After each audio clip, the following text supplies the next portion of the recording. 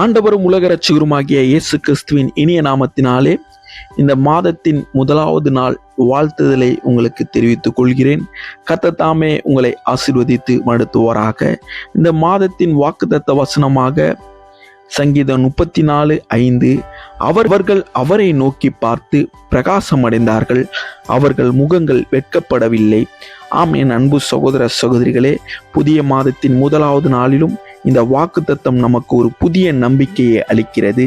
கடந்த மாதத்தில் தோல்விகள், ஏமாற்றங்கள், பொருளாதார சுமைகள், உடல்நல பிரச்சனைகள் அல்லது மனிதர்களால் வரும் ஏமாற்றங்கள், அவமானங்கள் எதுவாயிருந்தாலும் இந்த மாதம் நம் பார்வையானது மனிதர் மேல் அல்ல, தேவன் மேல் திருப்ப இந்த வசனம் நம்மை அழைக்கிறது. தேவனை நோக்கி பார்க்கும் முகங்கள் மட்டுமல்ல, அவர்களின் வாழ்க்கையும் பிரகாசமாக காணப்படும். தேவன் அவர்களுக்கு நம்பிக்கையும் தைரியத்தையும் புதிய வாய்ப்புகளையும் அருளுவார். மனிதர்கள் கைவிட்ட இடத்தில் தேவன் வழியை உருவாக்க வல்லவராயிருக்கிறார். இன்று பலர் சோசியல் மீடியாக்களின் பிறரின் வாழ்க்கையை பார்த்து தங்களின் வாழ்க்கையை தாழ்த்துகிறார்கள். தாழ்ந்த எண்ணங்கள் உருவாகுகிறது. சில பணம், பதவி, புகழ் ஆகியவற்றை மட்டுமே வாழ்க்கையின் வெற்றியாக கருதுகிறார்கள். இந்த மனப்போக்கு பொறாமைகள், மன அழுத்தங்கள், விரோதங்கள் போன்றவற்றையே உருவாக்குகின்றன. இதுவே உங்கள் வாழ்க்கை அழிவதற்கு காரணமாக மாறுகிறது. ஆனால் தேவனுடைய வார்த்தை சொல்வது வேறுபட்டது. மனிதர்களை ஒப்பிட்டு வாழாதீர்கள், தேவனை நோக்கி வாழுங்கள். அப்பொழுது உங்கள் வாழ்க்கை அவர் கொடுத்த நோக்கங்களும் திட்டங்களும் ஆசீர்வாதங்களும் வெளிப்படும்.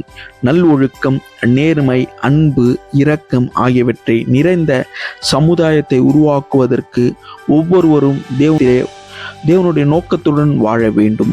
அன்பான சகோதரனே, உலகம் உங்களை மதிப்பது மதிப்பெண்கள் மூலமாகவும், சம்பளம், வேலை அல்லது வெளிப்புற தோற்றம் அளவிடலாம். ஆனால் தேவன் உங்கள் இருதயத்தையும் விசுவாசத்தையும் பார்க்கிறவராயிருக்கிறார்.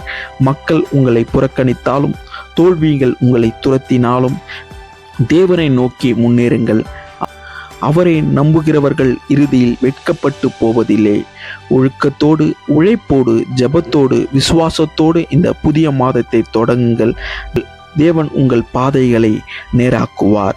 இனிய ஜூலை மாத வாழ்த்துக்கள். கர்த்தர் இந்த மாதம் முழுவதுமாய் உங்களையும் உங்கள் குடும்பத்தையும் உழைப்பையும் ஊழியத்தையும் ஆசீர்வதித்து உங்கள் வாழ்க்கையை அவருடைய மகிமை பிரகாசிக்க செய்வாராக. God bless you.